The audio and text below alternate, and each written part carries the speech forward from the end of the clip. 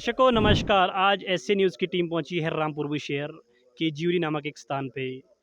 जैसे ही हमें सूचना मिली कि आज संत रामपाल जी महाराज का एक सत्संग हो रहा है यहाँ पे, तो वैसे ही एसए न्यूज़ की टीम इसकी लाइव कवरेज दिखाने के लिए यहाँ पहुंच चुकी। आप देख सकते हो ये जो जगह है ज्यूरी से 3 किलोमीटर दूर के कोटला नामक गाँव पे है। मेन रोड पे ही यहाँ पे सत्संग हो रहा है। हम आपको तस्वीरों के माध्यम से दिखाएंगे कि यहाँ पे जो है रोड के साथ बहुत ही अच्छी पार्किंग की व्यवस्था है। आप देख सकते हो जो संत रामपाल जी महाराज के श्रद्धालु है, उन्होंने रोड के साइड जो है गाड़ियाँ जो है खड़ी की है, पार्किंग पे रखी है। बहुत अच्छे व्यवस्थित ढंग से पार्किंग की व्यवस्था की गई है। अब हम आपको पंडाल में ले जाने की कोशिश करेंगे, तस्वीरों के माध्यम से दिखाएंगे कि आखिर ये संत का समागम क्यों हो रहा है, आखिर इस सत्संग का विशेषता क्या है और ये क्यों हो रहा है। और पंडाल की ओर जाते हुए हमारे को एक यहाँ पे एक महिला मिली है, हम उनसे बातचीत करना चाहेंगे। नमस्कार जी, सत साहिब जी। आपका नाम क्या है जी और आप यहाँ पे क्यों आए? मेरा नाम पुष्पा दासी है और हम संत रामपाल जी का सत्संग सुनने आए। आप संत रामपाल जी महाराज जी से कब जुड़े? 3 साल से जुड़ रही हूँ। देखो दोस्तों, अभी हमने लाइव कवरेज के माध्यम से आपको दिखाया कि संत रामपाल जी महाराज का सत्संग हो रहा है और श्रद्धालु सत्संग सुनने आ रहे हैं। अब हम आपको थोड़ी देर में पंडाल की दिखाएंगे कि पंडाल में सत्संग का आयोजन किस तरीके से हो रहा है। दोस्तों, जैसे हम पंडाल की ओर आगे बढ़ रहे थे तो हम एक यहाँ पे जो एक सेवादार मिले हैं, अब इनसे पूछती है कि आखिर ये कौन सी सेवा कर रहे हैं यहाँ पे। सर नमस्कार जी। नमस्कार जी। सर आपका क्या नाम है और आप पे यहाँ पे कौन सी सेवा कर रहे हैं? मेरा नाम प्रेमदास है जी। मैं जो भी हमारे वक्ता थे सत्संग सुनने उनके बैठाने की व्यवस्था कर रहा हूँ और साथ में जल पानी होता है, पानी वगैरह पिलाते हैं। देखो दोस्तों, हम पंडाल की ओर आगे बढ़ रहे थे, यहाँ पे एक हमारे को जो है संत रामपाल जी महाराज के भगत मिले। हमने इनसे पूछा कि आखिर ये कौन सी सेवा कर रही है। इन्होंने ये कहा कि यहाँ पे जो भी भगत नया आता है, श्रद्धालु आता है, दूर से आता है, थका हुआ आता है ऐसी धूप में, वो इनके लिए जल की सेवा कर रहे हैं और पंडाल में बैठाने की व्यवस्था कर रहे हैं। दोस्तों, अब हम पंडाल की ओर आपको ले जाएंगे। दोस्तों, आप देख सकते हो ये जो सत्संग है मुनिंदर धर्मा ट्रस्ट कुरुक्षेत्र हरियाणा की ओर से आध्यात्मिक सत्संग का आयोजन कर रही है। देखो, इस सत्संग का जो मुख्य उद्देश्य है सामाजिक कुरीति का विनाश करके स्वच्छ भारत का निर्माण करना है। आज जो ये सत्संग स्थान ज्यूरी कोटला हिमाचल प्रदेश में किया जा रहा है। दोस्तों, आप देख सकते हो बहुत ही अच्छे व्यवस्थित ढंग से सत्संग सुन रही है, जिसमें आप देख सकते हो एक साइड महिलाएं हैं और एक साइड पुरुष है।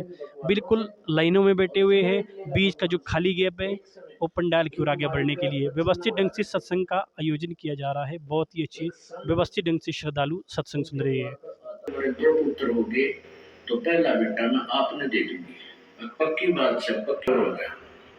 एक दो बेटी होगी और उससे कई वर्ष हो गए थे शादी में, उनका संतान ना हुआ थी। तो माई को खुशी हुई भी महाराज जी का क्या वचन कर रखा है। वो आश्रम में रहा करते थे, वही आश्रम था उनका गांव से बाहर। तो माई ने संदेशा दिया कि महाराज आपकी कृपा से ये पुत्र हुआ था, तो आपकी दया से 3 पुत्र हो गए और ये आपका बच्चा। ने बोला माई ने 2 साल और रख ले तुम, फिर मुझे दे दो। 3-4 साल का हो गया, थोड़ा सा तो महाराज को दे दिया। 2 उसके पास रह गए, एक बेटी। अब वो लड़के को 10-12 वर्ष तक यानी 15, 16, 17 साल का हुआ, तब तक उसने वही रखा, अपने आश्रम से बाहर नहीं जाने दिया। कहीं ये नकम्मे बच्चा दौरा बैठ कर भगवान सीख ले और तुझे छोड़ कर ना भाग गया, इस दृष्टिकोण। तो आश्रम में क्या करते थे। दर्शकों, हमारे साथ एक संत रामपाल जी महाराज के अनुयायी जुड़ चुके हैं। सर नमस्कार जी। सर जी। सर, आप संत रामपाल जी महाराज के शरण में कब आए और आपका नाम कहाँ है और आप कहाँ से हो? मैं बेसिक रूप से तो मैं नेपाल से हूँ, पर भाभा नगर में 40 साल से रहते आता हूँ। वहाँ आ रहा हूँ, वहाँ बिजनेस करता हूँ। और संत रामपाल जी से मैं 2020 से मैं 2020 से मैं जुड़ा हूँ। और उसके बाद हम यहाँ ज्यूरी नामधन सेंटर से जुड़ा हूँ और सत्संग सुनने भी मैं यहाँ आया करता हूँ। और है तो अब ऊपर किन्नौर में भी रीवा में एक नामदान सेंटर खुल चुका है, पर वहाँ हमारे लिए दूर पड़ता है, इसलिए हमारे को यहाँ नज़दीक पड़ता है, इसलिए मैं ज्यूरी आता हूँ। और आज भी मैं सत्संग सुनने आया हूँ। इस विश्व में बहुत सारे धर्मगुरु हैं, इस अन्य धर्मगुरु को छोड़कर आपने संत रामपाल जी महाराज को आखिर गुरु क्यों बनाया? क्योंकि आदमी जो है ज्ञान प्राप्त करने के लिए तो भटकते रहता है, पर हम जन्म से बुद्धिस्ट में जन्म थे, तो बुद्धिस्ट के जो कर्म कांड वो भी मेरे को सारे आता है, सब सीखा हूँ। पर उसमें कुछ मज़ा नहीं आया, ना ये मोक्ष कैसे होता है ये नहीं लगा पता। उसके बाद फिर वो भी छोड़ दिया हमने। एक हिंदू धर्म में गायत्री परिवार नाम का एक संस्थापक श्री राम शर्मा आचार्य जी से जुड़ा शांति कुंज नामक सितान में उनका बहुत बड़ा आश्रम है, और वहाँ सिर्फ मात्र गुरु मंत्र के नाम से एक गायत्री मंत्र ही देते हैं, और उसको जाप करना, उसको अनुष्ठान करना, इतना ही सिखाते हैं। बाकी बोलते हैं कि तंत्र बाधा ख़त्म करता है और हमारा शरीर की रक्षा करता है, परिवार की रक्षा करता है। और इसके पीछे हमने बहुत लगाया, पैसा भी बहुत लगाया, सामग्री भी बहुत लगे, अनुष्ठान भी बहुत बड़े बड़े करे, पर इससे होता कुछ नहीं है, उल्टा शरीर को नुकसान पहुंचा रहा है। और अपना ये क्या बोलते हैं, समय बहुत बर्बाद हुए, पर हुआ कुछ नहीं है। और मेरे को सारे इसमें 16 संस्कार सारे सिखाया गया हमारे को, और मेरे को आता है अभी भी। पर गुरु जी से जुड़ने के बाद हमने गुरु जी के आदेश का पालन करते हमने छोड़ दिया। पर मैं गांव-गांव, घर-घर में हर कहीं हर किसी के पास सब पूजन करने और हवन करने जाते थे। लोगों को तो भले ही लाभ होता था, पर मेरे को कभी लाभ नहीं हुआ। सर प्रश्न हमारा थोड़ा ये था कि धर्म गुरु जो है संत रामपाल जी महाराज और अन्य धर्म गुरु में क्या अंतर है? आखिर आप संत रामपाल जी महाराज से क्यों जुड़े? क्योंकि इस विश्व में बहुत सारे गुरु हैं।